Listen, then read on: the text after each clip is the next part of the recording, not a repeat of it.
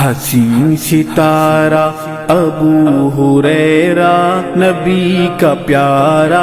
ابو ہریرہ۔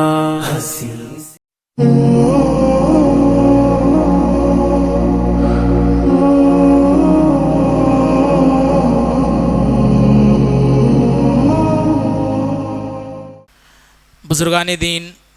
نوجوان ملت، عزیز بچوں اور پردہ نشین خواتین اسلام، اللہ رب العالمین کا شکر و احسان ہے جس نے ہم سب کو ایک مرتبہ پھر سے اپنی اس مسجد میں اپنے گھر میں جمع ہونے کی توفیق دی تاکہ ہم کچھ سیکھیں، سمجھیں اور اس پر عمل کرنے کی کوشش کریں۔ اللہ تعالیٰ سے دعا ہے کہ الہ العالمین جو بھی باتیں کہی جائیں ان سب میں سب سے پہلے مجھے، اس کے بعد جملہ سامعین و سامعات کو عمل کرنے کی توفیق عطا فرمائے۔ درود و سلام ہو تمام انبیاء کرام پر جنہوں نے اپنی پوری زندگی کو اس دین کے پہنچانے کے لیے صرف کر دیا، بچپن سے لے کر کے جوانی تک اور پھر تا حیات جب تک ان کی زندگی باقی رہی، انہوں نے اپنی پوری زندگی کو شریعت اسلامیہ کے پہنچانے میں جو انہوں نے قربانیاں دیں، اور ساتھ ہی ساتھ نبی کریم صلی اللہ علیہ وسلم پر بھی خصوصی طور پر درود و سلام ہو، جن کی زندگی ہمارے لیے مثال راہ ہے۔ اللہم صلی علی محمد وعلی آل محمد کما صلیت علی ابراہیم وعلی آل ابراہیم انک حمید مجید۔ اللہم بارک علی محمد وعلی آل محمد کما بارکت علی ابراہیم وعلی آل ابراہیم انک حمید مجید۔ محترم حاضرین، خطبے کا عنوان ہے کہ وہ گناہ جسے لوگ ہلکا سمجھتے ہیں۔ اگر اس عنوان کی روشنی میں دیکھا جائے تو ہمارے پورے خطبے کا دار و مدار اس چیز سے متعلق ہے کہ اس روئے زمین پر بسنے اور رہنے والے انسان دو طرح کے ہوتے ہیں۔ ایک وہ نیک اور اچھے انسان ہوتے ہیں جو ہمیشہ گناہوں سے بچنے کی کوشش کرتے ہیں، اور دوسرے وہ لوگ ہوتے ہیں جو عمومی طور پر مسلمانوں کی لسٹ اور فہرست میں آتے ہیں لیکن ان کے پاس گناہ کی فہرست زیادہ ہے۔ یقیناً جو اللہ کے نیک اور متقی پرہیزگار بندے ہوتے ہیں وہ ہمیشہ اس بات سے بچنے کی کوشش کرتے ہیں کہ کہیں بھی کسی بھی عالم میں اللہ رب العالمین کی نافرمانی اور معصیت نہ ہو جائے، اور اگر بشری تقاضے کے مطابق ان سے کوئی گناہ، غلطی، خطا سرزد ہو جاتی ہے تو فوراً اپنے رحیم اور اپنے کریم رب کی طرف رجوع کرتے ہیں اور اپنے دامن کو پاک کرتے ہوئے توبہ و استغفار کرتے ہیں، جو کہ ایمان کا ایک تقاضا ہے۔ یوں تو ہمارے پاس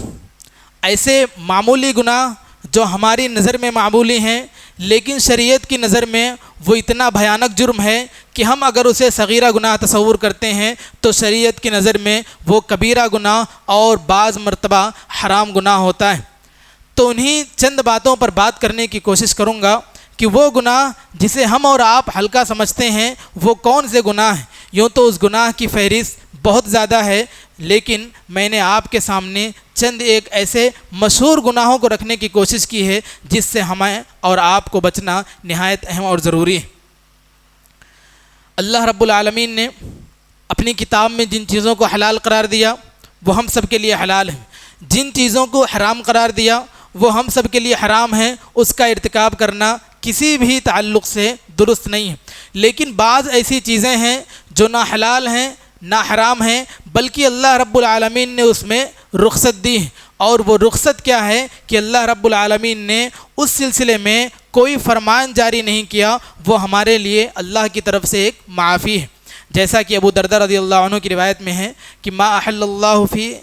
کتابہ فہو حلال وما حرم فی کتابہ فہو حرام، کہ اللہ رب العالمین نے جن چیزوں کو اپنی کتاب میں حلال قرار دیا وہ حلال ہے، جن چیزوں کو حرام قرار دیا وہ حرام ہے، اور بعض ایسی چیزیں ہیں جس سے اللہ رب العالمین نے سکوت اختیار کر لیا، وہ اس لیے نہیں کہ اللہ رب العالمین کو اس کا علم نہیں تھا، بلکہ وہ بندوں کے عفو درگزر اور رحم و کرم کے لیے۔ جیسا کہ اس کے بعد نبی کریم صلی اللہ علیہ وسلم نے آیت تلاوت کی وَمَا كَانَ رَبُّكَ نَسِيًّا، کہ آپ کا رب کوئی بھی چیز بھولنے والا نہیں ہے۔ تو یہ دارقطنی کی صحیح روایت ہے جس سے پتہ چلتا ہے کہ حلال واضح ہے، حرام واضح ہے، اب ہمیں اپنی زندگی جو گزارنا ہے وہ حلال چیزوں پر رہتے ہوئے گزارنا ہے، حرام چیزوں کو چھوڑ دینا ہے۔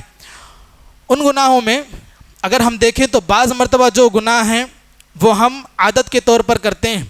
ہم اس گناہ کو چھوڑنے کے لیے اس لیے تیار نہیں کہ وہ ہماری زندگی کا حصہ اور ہماری زندگی کا عادت بن گیا۔ اگر ہم اس گناہ کو چھوڑنے کی بات کرتے ہیں تو کہتے ہیں یہ ہماری عادت ہے۔ چھوٹی سی مثال، جو لوگ گٹکا کھاتے ہیں، تمباکو کھاتے ہیں، شراب پیتے ہیں، کسی چیز کی عادت بن گئی ہے، اب ان سے وہ گناہ چھوڑنے کے لیے کہا جائے تو کہتے ہیں میری عادت بن گئی ہے۔ آپ سے کہیں زیادہ عادت ان صحابہ کرام کی تھی جنہوں نے شراب کو جب وہ حلال تھا ایسا پیتے تھے کہ جب ان کے پاس حرام کا حکم اللہ رب العالمین کی طرف سے آیا تو بعض صحابہ کرام اپنے منہ کے پاس پیالی رکھے ہوئے تھے پینے کے لیے، لیکن وہ حرام سننا تھا کہ وہیں سے سیکنڈوں میں ان کی عادت بدل گئی، جس سے پتہ چلتا ہے کہ یہ ہماری عادت نہیں ہے بلکہ ہمارے ایمان کی کمزوری ہے۔ اگر ہمارا ایمان مضبوط ہو، ہمارا ایمان پختہ ہو، تو پھر جب انسان مکمل طور پر ارادہ کر لے کہ مجھے اب یہ گناہ نہیں کرنا ہے تو وہ گناہ نہیں کرے گا۔ بعض گناہ لا علمی کے طور پر کرتے ہیں،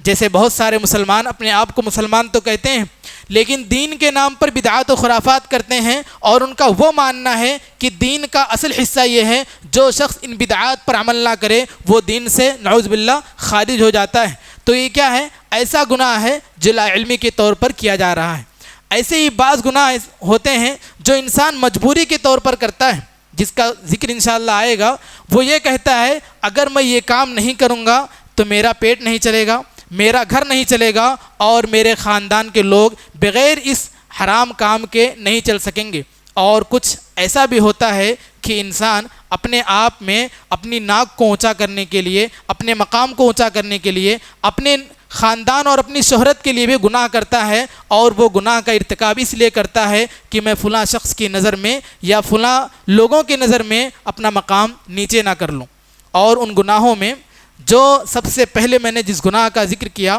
وہ ہے عبادت میں ریاکاری۔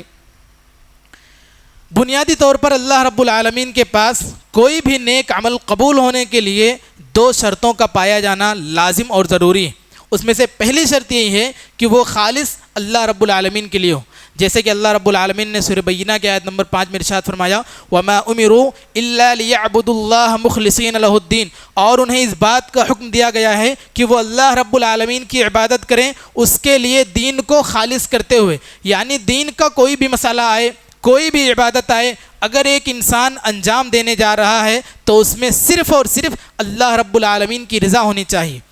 اور دوسری شرط یہ ہے کہ وہ نبی کریم صلی اللہ علیہ وسلم کی سنت کے مطابق ہو۔ جیسے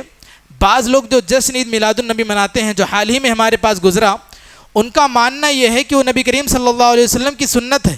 جبکہ دین میں کہیں بھی اس کا ثبوت نہیں ملتا ہے۔ تو اگر وہ نبی کریم صلی اللہ علیہ وسلم کی سنت نہیں ہے تو گویا کہ وہ عمل قابل قبول نہیں ہے۔ تو یہ 2 چیزیں جب انسان کے پاس پائی جائیں گی تو وہ عمل قابل قبول ہوگا۔ اب عبادت میں ریاکاری کیا ہے کہ بعض مرتبہ انسان نمازیں اس لیے پڑھ لیتا ہے کہ اس کے دوست و احباب کہیں اسے بے نمازی نہ کہیں، یا پھر اس کے گھر والے اسے آوارہ گردی کرنے والا نہ کہیں، یا پھر وہ کہیں ٹور پہ گیا ہے، سارے لوگ نمازی ہیں، اکیلے نماز نہیں پڑھتا تھا، وہ لوگوں کے ڈر کی وجہ سے کہ ابھی سارے لوگ نماز پڑھ کے نکلیں گے، میں اکیلا تنہا رہوں گا تو چلو مجبوری میں نماز پڑھ لیتا ہوں۔ یہ جو ریاکاری یا لوگوں کے ڈر سے نماز پڑھی جا رہی ہے، یہ منافقین کی علامتوں میں سے ایک علامت۔ اللہ رب العالمین نے فرمایا الذین هم یراؤون، جو لوگ نماز پڑھتے ہیں وہ دکھاوے کے لیے نماز پڑھتے ہیں۔ اور دوسری جگہ کہا ان المنافقین یخادعون اللہ وهو خادعهم واذا قاموا الى الصلاة قاموا کسالى، کہ جو منافقین ہیں وہ اللہ رب العالمین سے چال بازی کر رہے ہیں، وہ اللہ رب العالمین کو دھوکہ دینے کی کوشش کر رہے ہیں، جبکہ اللہ رب العالمین انہیں اس چیز کا بدلہ دینے والا ہے۔ وَإِذَا قَامُوا إِلَى الصَّلَاةِ قَامُوا كُسَالَى، جب وہ نماز کے لیے کھڑے ہوتے ہیں تو بہت سستی کے ساتھ کھڑے ہوتے ہیں۔ کیوں؟ یراؤون الناس، محلے والوں کو دکھانے کے لیے، گھر والوں کو دکھانے کے لیے، یہ کرنے کے لیے کہ مجھے لوگ نمازی کہیں گے، حج کر کے آیا ہوں اب مجھے پتہ چلنا چاہیے کہ میں حاجی ہوں، لوگ مجھے حاجی کہیں گے، اسی لیے وہ انسان کیا کرتا ہے؟ دوسروں کو دکھانے کے لیے عبادت کا کام کر رہا ہے۔ اور یہ جرم کتنا بڑا جرم ہے کہ اگر ایک انسان صرف اسی لیے نماز پڑھنے آتا ہے کہ لوگوں کا ڈر ہے اور وہ عبادت میں ریاکاری کرتا ہے تو وہ عمل تو قابل قبول ہوگا نہیں، اس کے علاوہ جو اس کا ٹھکانہ ہے وہ پھر جہنمیوں کے ٹھکانہ ہو سکتا ہے، جیسا کہ اللہ تعالیٰ نے فرمایا ان المنافقین فی الدرک الاسفل من النار، کہ جہنم کتنی گہری ہے، ان گہرائیوں میں سب سے گہرا درجہ جو ہے وہ خالص منافقین کا ہے۔ تو اگر ہمارے اندر یہ نفاق پایا گیا، یہ منافقوں والی علامت اگر پائی گئی تو دھیرے دھیرے ہم جو صحیح راستہ ہے اس سے بھٹک کر کے منافقین کے راستے پر چلے جائیں گے۔ لہٰذا ہمیں اس گناہ سے بچنے کی بہت زیادہ ضروری ہے، خواہ وہ ہماری ایک وقت کی کوئی نماز ہو یا پھر ایک روزہ ہو یا پھر اللہ کے راستے میں صدقہ و خیرات ہو، وہ 1 روپیہ ہو 1000 روپیہ ہو، ہمیں ڈرتے ہوئے ہر عبادت کا کام کرنا چاہیے صرف اور صرف اللہ رب العالمین کے لیے۔ اور اگر کوئی شخص یہ عبادت یا جو بھی نیک عمل کرتا ہے کہ لوگ اسے مشہور کر دیں، وہ لوگوں کے درمیان مقبول ہو جائے، اس کی شہرت ہو جائے، تو اللہ رب العالمین نے اس کی شہرت کو عام کر دیا، جیسا کہ عبداللہ بن عباس رضی اللہ عنہ کی روایت ہے، نبی کریم صلی اللہ علیہ وسلم نے فرمایا من سمع سمع اللہ بہ ومن راء راء اللہ بہ، جو شخص اپنی عبادت کے ذریعے لوگوں میں شہرت چاہتا ہے اللہ تعالیٰ اسے مشہور کر دیتا ہے، جو اپنی عبادتوں کو دکھانا چاہتا ہے اللہ تعالیٰ اس کی عبادتوں کو لوگوں کے درمیان عام کر کے دکھا دیتا ہے۔ دوسرا جو گناہ ہے وہ خصوصی طور پر ہمارے بچوں میں عام ہے، وہ کیا ہے؟ غیر اللہ کی قسم کھانا۔ اللہ رب العالمین اپنی مخلوقات میں سے جس چیز کی چاہے قسم کھا سکتا ہے، پہاڑ ہے، سورج ہے، دن ہے، رات ہے، اللہ تعالیٰ نے قرآن مجید میں کئی چیزوں کی اپنی مخلوقات میں سے قسم کھائی ہے، لیکن اگر انسان کا معاملہ آ جائے، اگر انسان کسی مسئلے میں پھنس جائے، کسی کو گواہ بنانے کے لیے کوئی شخص نہ ملے اور وہ اللہ کی قسم کھا کر کے اس پر گواہ بنانا چاہے تو کسی بھی انسان کی قسم نہیں کھا سکتا، جیسا کہ نبی کریم صلی اللہ علیہ وسلم نے منع کیا کہ الا ان اللہ ینہاکم ان تحلفوا بآبائکم من کان حالفا باللہ فلیصمت من کان حالفا فلیحلف باللہ، کہ تمہیں اللہ رب العالمین اپنے باپ دادا کی قسم کھانے سے منع کرتا ہے، اور اگر ضرورت اس بات کی پڑ جائے، 2 لوگ آپس میں جھگڑا کر رہے ہیں، تیسرا گواہ نہیں ہے، وہ کہتا ہے قسم کھاؤ، اگر قسم کھاتے ہو میں ماننے کے لیے تیار ہوں۔ قسم کھانے کا مطلب کیا ہے کہ وہ اپنا حوالہ اللہ کے اوپر کر رہا ہے، اللہ تعالیٰ کو گواہ بنا رہا ہے کہ اللہ کی قسم یہ معاملہ ایسا ہے، وہ جو قسم کھا رہا ہے وہ اللہ کے علاوہ کسی کی قسم کھانا جائز نہیں ہے۔ من کان حالفا فلیحلف باللہ، جو کوئی قسم کھانا چاہے تو وہ اللہ رب العالمین کی قسم کھائے یا پھر خاموش رہے۔ بعض مرتبہ ہوتا کیا ہے، ہم لڑائی جھگڑے میں دیکھتے رہتے ہیں، تیرے سر کی قسم، کعبہ کی قسم، ماں کی قسم، باپ کی قسم، اس قسم کی جو قسمیں کھاتے ہیں یہ ظاہری طور پر ہمیں دیکھنے میں آتا ہے یہ شرک ہے، یہ شرک اصغر ہے، اس لیے کہ تعظیم کا حق صرف اور صرف اللہ رب العالمین کو، گویا کہ ہم اللہ رب العالمین کی ذات کے برابر اس کی مخلوقات میں سے کسی ایک انسان کو اور بعض مرتبہ کسی بے جان چیز کو اس کے برابر قرار دینے کی کوشش کرتے ہیں، لہٰذا ہمیں بھی اس سے بچنا چاہیے اور اپنے بچوں کو بھی اس سے بچانا چاہیے۔ تیسرا وہ گناہ جسے ہم ہلکا سمجھتے ہیں وہ نماز میں عدم اطمینان ہے۔ اس کی مثال اس طرح سے دی جا سکتی ہے کہ ایک کوا ہے اور وہ بہت زیادہ بھوکا ہے، اگر اسے کہیں سے گوشت کا ایک لوتھڑا مل جائے یا کوئی بھی کھانے کے لیے چیز مل جائے تو وہ ڈرتے ہوئے جب کھائے گا تو اپنی چونچ مار کر کے فوراً اپنا منہ اٹھا لیتا ہے، تاکہ ایک تو اس کے اوپر کوئی حملہ نہ کر دے اور دوسرا کہ وہ جلدی جلدی کھا لے۔ ایسے ہی حدیث میں مثال بیان کی گئی ہے کہ اگر کوئی شخص نماز پڑھنے کے لیے آتا ہے اور وہ نماز میں اتنا جلدی جلدی نماز پڑھتا ہے کہ وہ رکوع برابر نہیں کر رہا ہے، سجدہ کر رہا ہے تو سجدے برابر نہیں ہو رہے ہیں، سجدوں کے درمیان جو اٹھنے کا مرحلہ ہے بیٹھنے کا ہے اس میں وہ برابر اطمینان سے نہیں ہے، تو پھر ایسا شخص گویا کی کبیرہ گناہ کا ارتکاب کر رہا ہے۔ بعض مرتبہ شکایت آتی ہے دنیا میں اللہ رب العالمین نے جتنی عبادتیں کی ہیں ہر عبادت کرتا ہوں، نماز پڑھتا ہوں، روزے رکھتا ہوں، زکوٰۃ دیتا ہوں، صدقہ و خیرات کرتا ہوں، نوافل کے ساتھ تہجد کا اہتمام کرتا ہوں، لیکن پھر بھی میری زندگی میں سکون نہیں ہے۔ اگر ہماری زندگی میں سکون نہیں ہے اور یہ ساری عبادتیں کرنے ہیں تو گویا کہ ہمیں اپنی ان ساری عبادتوں میں غور کرنا چاہیے۔ جملہ جو کہا جاتا ہے اگر نماز پڑھنے میں سکون نہیں ہے تو سکون سے نماز پڑھو، تو انشاءاللہ کیا ہوگا، آپ کی وہ زندگی بدل جائے گی اور سکون کی جو شکایت ہے وہ دور ہو جائے گی۔ صحابہ کرام کو نبی کریم صلی اللہ علیہ وسلم نے جمع کر کے جب وہ حدیث بیان کی کہ روئے زمین پر سب سے بڑا چور کون ہے؟ اور اگر ایسے عام سوال کیا جائے تو ہمارے ذہن میں کیا آتا ہے؟ جس نے ہیرے جواہرات چوری کر لیے، جس نے کسی بلڈنگ اور زمین ضبط کر لی، جس نے کہیں پر ایسا بڑا ڈاکہ ڈال دیا کہ راتوں رات کروڑوں لاکھوں کا مالک بن گیا۔ لیکن وہ چھوٹا چور ہے۔ بڑا چور کون ہے؟ جو نماز کا چور ہے۔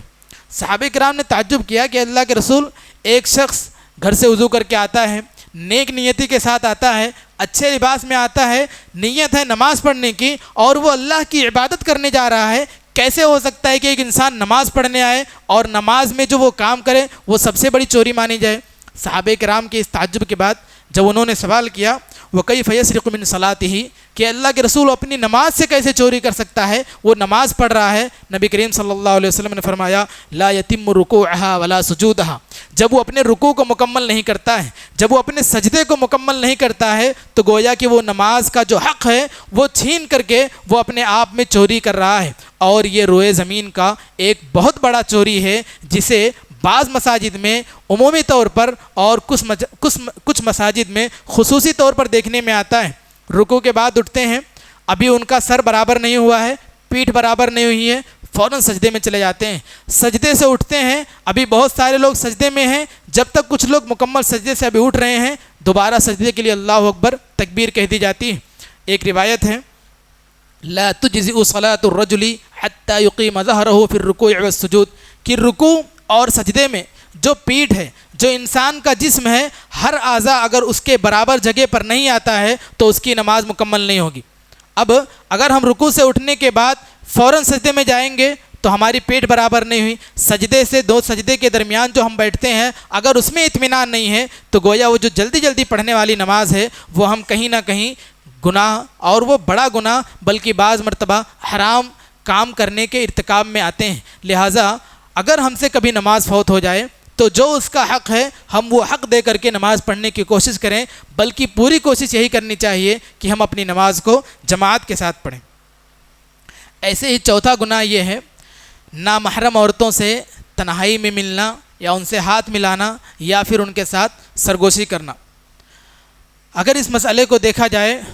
تو ہمارے کالجز یونیورسٹی میں یہ گناہ اتنا عام ہو گیا ہے کہ اب یہ لوگوں کی نظر میں گناہ نہیں رہ گیا ہے۔ خصوصی طور پر وہ نوجوان بچے یا وہ بچیاں جو کالج اور یونیورسٹیز میں جاتی ہیں، عام طور پر وہ فرینڈ شپ کے نام پر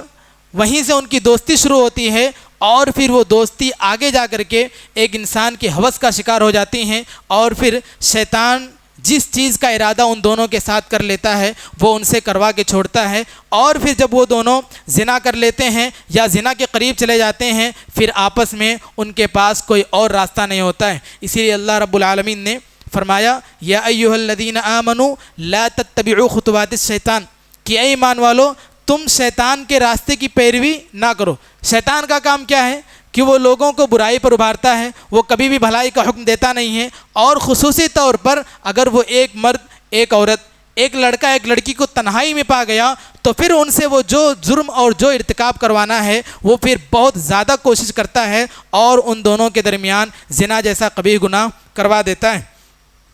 اسی لیے نبی کریم صلی اللہ علیہ وسلم نے فرمایا لا یخلون رجل بامرأۃ الا کان ثالثہما الشیطان،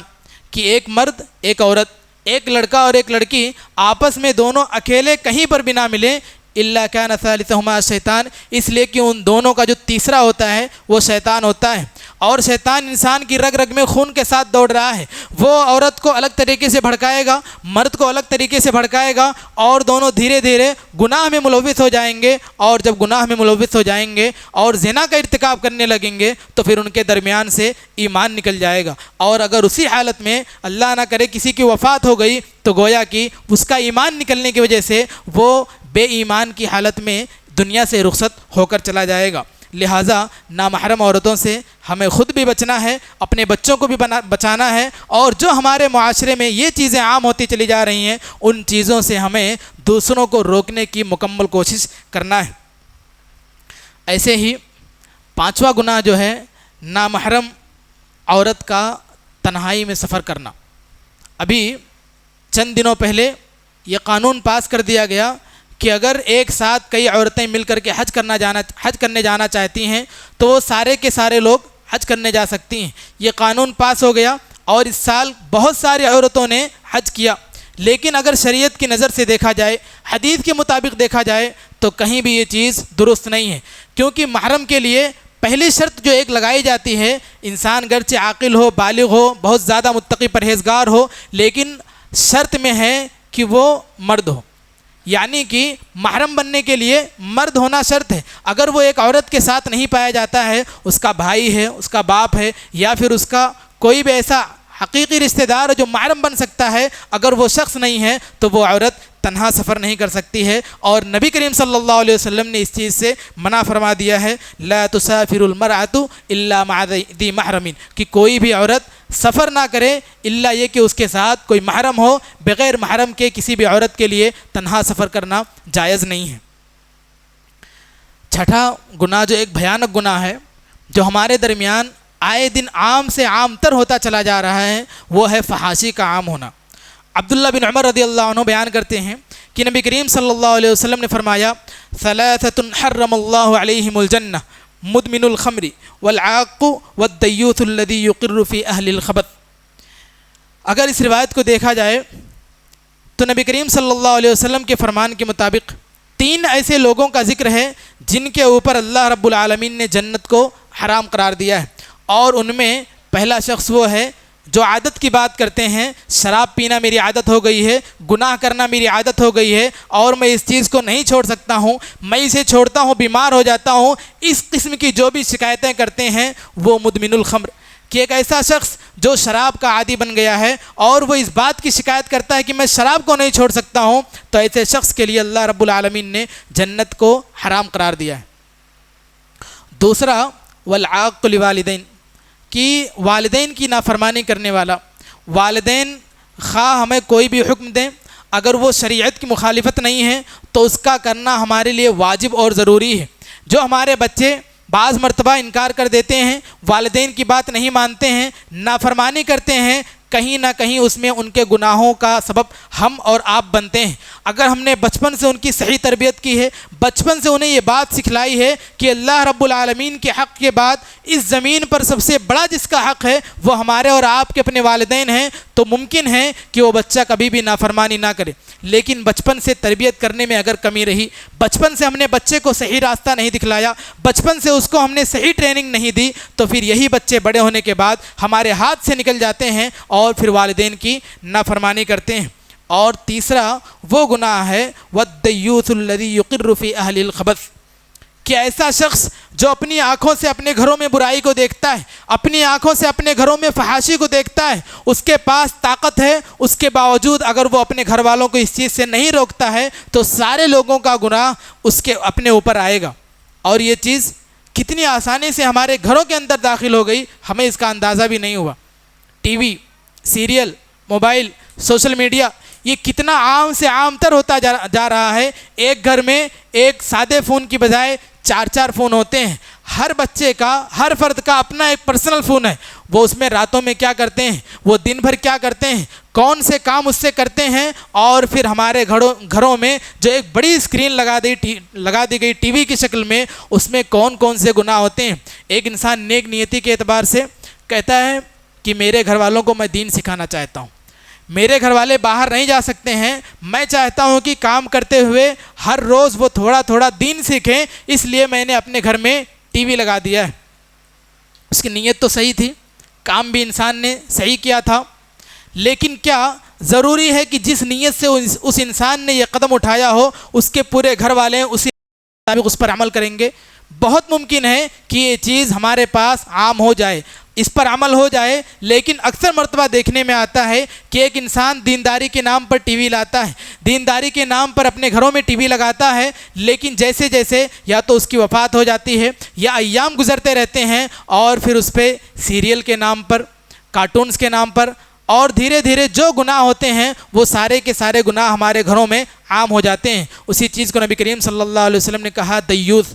کہ دیوث ہے وہ شخص، اور وہ اتنا بڑا ناکارہ ہے کہ اس کے اپنے سامنے برائی کی جا رہی ہے، اس کے اپنے گھر میں برائی کی جا رہی ہے، جو موبائل، جو ٹی ویز اپنے بچوں کو لا کر کے وہ فراہم کیا، اس کے سامنے برائی کی جاتی ہے، پھر بھی اگر وہ اسے منع نہیں کرتا ہے تو ایسے شخص کے اوپر اللہ رب العالمین نے جنت کو حرام قرار دیا ہے۔ 7واں گناہ جسے لوگ مجبوری کے نام پر کرتے ہیں. جیسا میں نے خطبہ مسنونہ میں کے بعد ذکر کیا کہ بعض گناہ ہوتے ہیں انسان کہتا ہے میری یہ مجبوری ہے، اگر میں یہ کام نہیں کروں گا تو میں اپنا گھر نہیں چلا سکتا ہوں، اور وہ گناہ ہمارے پاس اتنا عام ہے کہ ہمیں اس کا علم نہیں ہوتا ہے، اور وہ گناہ ہے سود کھانا. سود کھانا کتنا عام ہے. شریعت کے مطابق اگر دیکھا جائے تو ایک انسان کا رزق کمانا بہت ضروری ہے، لیکن اگر وہ رزق کمانے کے سلسلے میں حرام کمائی کا ارتکاب کرتا ہے تو ان ارض اللہ واسعہ، اللہ کی زمین بہت وسیع ہے، وہ اپنی جاب کو چھوڑ سکتا ہے، حرام کام کے ارتکاب میں اپنے بزنس کو چھوڑ سکتا ہے، حرام کام کے ارتکاب کے لیے وہ اپنے کاروبار کو بند کر سکتا ہے. اللہ کی زمین اتنی وسیع ہے کہ جب کبھی وہ چاہے، جہاں کہیں چاہے، اللہ رب العالمین نے اس کے لیے رزق کو مقرر کر دیا ہے، وہ کہیں نہ کہیں سے اسے مل کر رہے گی. لیکن اگر وہ حرام کام کا ارتکاب کرتا ہے، حرام کام کے ذریعے سے اپنے رزق کو کماتا ہے، خواہ وہ ایک دن میں 1,00,000 روپے کماتا ہو، وہ دوسرے دن 1,00,000 روپے میں سے 1 روپے بھی نہیں بچیں گے، برکت اٹھ جائے گی. اور اسی چیز کو اللہ تعالیٰ نے کہا یا ایھا الذین آمنوا اتقوا اللہ وذروا ما بقی من الربا، کہ اگر سچے مومن ہو، اگر اللہ سے ڈرنے والے ہو، اگر اپنے آپ کو ایمان کا دعویٰ کرنے والے ہو، پکے مسلمان ہو، تو پھر اللہ کا تقوی اختیار کرو. وذروا ما بقی من الربا، اور جو چیزیں تم نے سود میں کر لی ہیں، جانے میں یا انجانے میں، اگر تمہیں اس بات کا علم ہو گیا تو اب اس چیز کو چھوڑ دو، یہی تمہارے لیے بہتر ہے.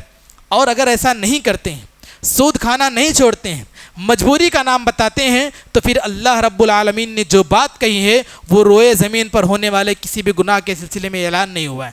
حتیٰ کہ اللہ رب العالمین نے شرک کے بارے میں بھی وہ گناہ، وہ جرم کا ارتکاب کرنے والے کے بارے میں بھی اعلان نہیں کیا. کیا کہا؟ فَإِن لَّمْ تَفْعَلُوا فَأْذَنُوا بِحَرْبٍ مِّنَ اللَّهِ وَرَسُولِهِ. اگر تم اپنے آپ کو سود سے باز نہیں رکھتے ہو، حرام کام سے، حرام چیز سے اپنے آپ کو نہیں روکتے ہو، حرام کمائی کے ارتکاب سے اپنے پاؤں کو پیچھے نہیں پلٹاتے ہو، تو پھر یاد رکھو کہ اللہ اور اس کے رسول سے جنگ کرنے کے لیے تیار ہو جاؤ.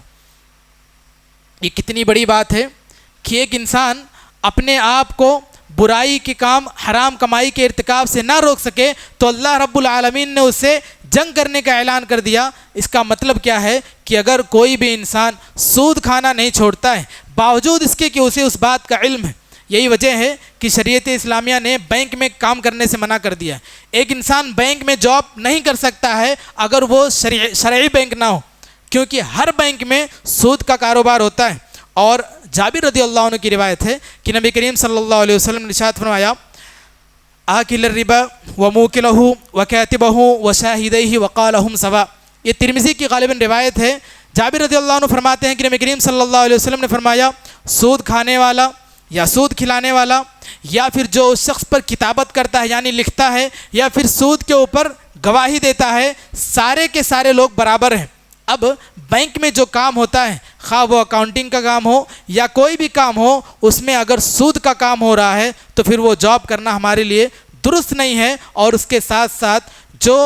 سب سے چھوٹا گناہ ہے، سود کا سب سے چھوٹا جو گناہ ہے، اس کی مثال حدیث کے مطابق دی جاتی ہے کہ اگر کوئی شخص سود کھانے سے باز نہیں آتا ہے تو جو اس کے 73 دروازے ہیں، ان دروازوں میں سب سے ہلکا دروازہ یہ ہے کہ ایک انسان اپنی حقیقی ماں کے ساتھ زنا کرے گا. بھلا بتائیے کہ کیا کوئی بھی شخص یہ تصور کر سکتا ہے، یہ سوچ سکتا ہے کہ جس ماں کے پیٹ سے وہ پیدا ہوا، جس ماں کے پیٹ میں وہ 9 مہینے رہنے کے بعد دنیا دیکھا، جس ماں کی تربیت سے وہ یہاں تک پہنچا، اگر وہ سود کا ارتکاب کرتا ہے تو جو اس کا آخری درجہ ہے، یعنی کہ سب سے کم اور سب سے ہلکا گناہ جو یہ ہے کہ ایک انسان اپنی حقیقی ماں کے ساتھ زنا کرے، کوئی بھی انسان اس چیز کو برداشت نہیں کر سکتا ہے. وہ دوسرا انسان تو بہت دور کی بات، خود اسے اپنی ماں کے ساتھ زنا کرنے کا حکم دیا جاتا ہے کہ اگر ایسا کوئی شخص کرتا ہے تو گویا وہ اتنے بڑے گناہ کا ارتکاب کر رہا ہے کہ وہ اپنی ماں کے ساتھ زنا کرتا ہے. لہٰذا اگر کوئی بھی شخص مجبوری کا نام دے کر کے یہ قدم اٹھاتا ہے، مجبوری کا نام دے کر کے سود کھانا نہیں چھوڑتا ہے، تو پھر اسے سمجھ لینا چاہیے کہ وہ اللہ اور اس کے رسول کے خلاف جنگ کی تیاری کر رہا ہے اور اپنے حقیقی والدہ کے ساتھ وہ اس قبیح جرم کا ارتکاب کر رہا ہے. ایسے ہی ایک بڑا گناہ ہے جسے ہم ہلکا سمجھتے ہیں، وہ ہے کہ سامان بیچتے وقت اس کے عیب کو نہ بتانا. اور اس کی کئی ایک شکل ہو سکتی ہے. بعض مرتبہ ڈیٹ ایکسپائر چیز ہے، اس کے اوپر نیا لیبل لگا دیا. ٹوٹی ہوئی چیز ہے اس کے اوپر پینٹ کر دیا، اس کے اندر کا انجن خراب ہے یا کوئی بھی ایسی خرابی ہے جو سامنے سے گاہک کو نہیں دکھتی ہے، اس کو ایسا چھپا دیا، ایسا ڈھک دیا کہ سامنے سے دیکھنے میں بہت اچھی اور بھلی معلوم ہوتی ہے، جبکہ بیچنے والے انسان کو اس بات کا مکمل علم ہے کہ میں جو کام کر رہا ہوں اس کے اندر خرابی ہے، ماہ 2 ماہ کے بعد وہ چیز خراب ہو جائے گی، اس کی ڈیٹ ایکسپائر ہو چکی ہے، اگر جلد استعمال نہ کی گئی تو وہ چیز اس کے لیے جان لیوا بن سکتی ہے، لیکن اس کے باوجود مسلمان کہنے والا شخص بھی اس چیز میں منہمک ہے اور اس چیز کا استعمال کرتا ہے کہ اسے اس چیز کا علم ہے، اس کے باوجود وہ لوگوں کو بغیر اس کا عیب بتائے ہوئے سامان بیچ دیتا ہے۔ اور بعض مرتبہ یہی چیزیں مثال کے طور پر کھانے پینے کی چیز ہے، ڈیٹ ایکسپائری ہٹا دیا، نئی تاریخ ڈال دیا، جا کر کے اس کے گھر والے پی لیے۔ ایسے ہی 2 بچوں کا واقعہ آیا تھا، وہ بچے فروٹی پی لیے تھے اور پینے کے بعد دونوں بچوں کی حالت بہت زیادہ خراب ہو گئی تھی، بعد میں دیکھا گیا تو وہ چیز ایکسپائر تھی۔ ایسے ہی دواؤں میں ہوتا ہے، دوا ایکسپائر ہو گئی، انسان کو اپنا پیسہ بچانا ہے، وہ سامان بیچنے کے لیے طرح طرح کے حربے اختیار کرتا ہے۔ اور نبی کریم صلی اللہ علیہ وسلم کی وہ حدیث ہمیں یاد کرنی چاہیے کہ نبی کریم صلی اللہ علیہ وسلم ایک مرتبہ گیہوں خریدنے کے لیے جو کے لیے بازار میں گئے، ایک شخص بیچ رہا ہے، نبی کریم صلی اللہ علیہ وسلم نے اس سے پوچھا اور اس کے اندر ہاتھ ڈال کے دیکھا تو نیچے کے سامان گیلے ہیں، اوپر کے سامان سوکھے ہوئے ہیں۔ نبی کریم صلی اللہ علیہ وسلم نے فرمایا من غش فلیس منا، کہ یہ کتنا بڑا دھوکہ ہے کہ اوپر تم نے سوکھے ہوئے چاول کو، سوکھے ہوئے دانے کو اوپر رکھ دیا اور اندر سے بھیگے ہوئے سامان پڑے ہوئے ہیں، اگر تم تھیلی میں کسی کو بھر کر دے دیے اور وہ انسان اوپر سے دیکھنے میں سمجھتا ہے کہ بہت تازہ ہے، فریش مال ہے، اچھا دکھ رہا ہے، اور یہی عام طور پر دکھنے والی چیز کو اوپر سے ہم اچھا دکھا کر پیش کرتے ہیں اور بیچ دیتے ہیں، خواہ اس کے اندر کتنی ہی برائیاں موجود ہوں۔ نبی کریم صلی اللہ علیہ وسلم نے فرمایا من غش فلیس منا، جس نے اس قسم کا دھوکہ دیا وہ ہم میں سے نہیں ہے، یا تو وہ ہماری شریعت میں نہیں ہے یا پھر وہ مسلمان نہیں ہے، کئی شرح اس کی گئی ہیں۔ لہٰذا اگر ہم یہ کام کرتے ہیں، خصوصی طور پر اگر ہمارا کاروبار تجارت کا ہے یا پھر ہم جو بھی کام کرتے ہیں، اگر ہمارے پاس وہ سچائی، وہ دیانتداری نہیں ہے جس کا شریعت نے ہمیں حکم دیا ہے، تو ہمیں چاہیے کہ ہم یا تو وہ کاروبار چھوڑ دیں یا پھر اس کاروبار میں ایمان کو سامنے رکھیں، اللہ اور اس کے رسول کی باتوں کو سامنے رکھیں، اور جو حقیقت بات ہے اس کو سامنے بتا کر کے